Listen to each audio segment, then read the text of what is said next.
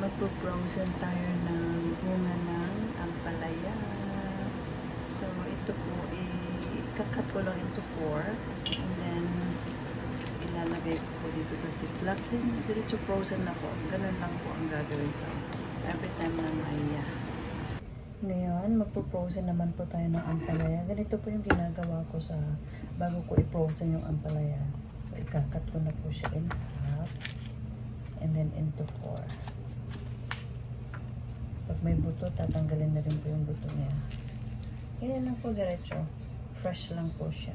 Ito po yung style ng cut para sa pinakbet. Then lagay lang dito. Yan lang po. Then, cut. Pag yan po yung ampalaya, yan tatanggalin yung buto. Kapag ano lang naman po, kapag matigas na yung buto, saka ka lang tinatanggal yung buto niya. Pero pag very baby pa lang yung buto, so diretso lang po siya. Cut into 4.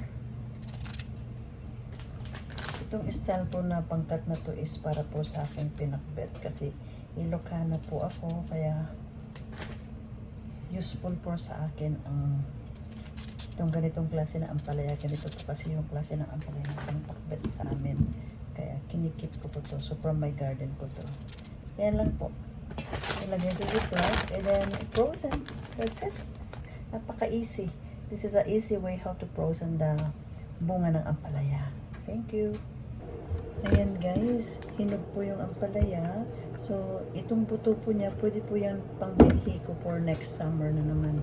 So itong ginagawa ko nga naman ngayon is a different kind na pagkat po ng preserve ko sa ampalaya. Ito po ay ikakat ko siya ng slanting po. Ganito po para pag yan, ganyan lang po.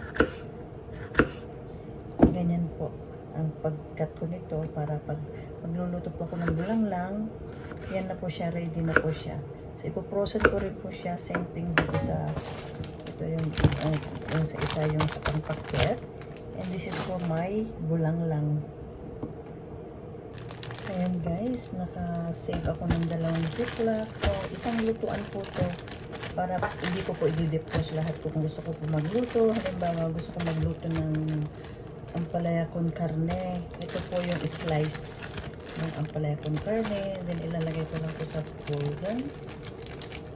Para hindi po maano lahat. Para hindi po i-defrost the whole bag. Kaya separate bag na lang po siya. Para isa-isa lang po ang pag-defrost kung gusto kong magluto. Yan po. Kaya magustuhan nyo. Yan. Then, meron na po akong pang-pakbet at saka pang-bulanglang or ampalaya con carne or with egg. Ito rin po yung na-harvest kong sili sa aking garden. Naka-frozen na rin po. Ayan po. So, every time na magsisigang ako, kuha lang po ako ng 2 piraso para ilagay ko lang sa aking sinigang or mas isang luto sa munggo. Naglalagay din po kasi ng sili sa aking munggo. Ito po, see?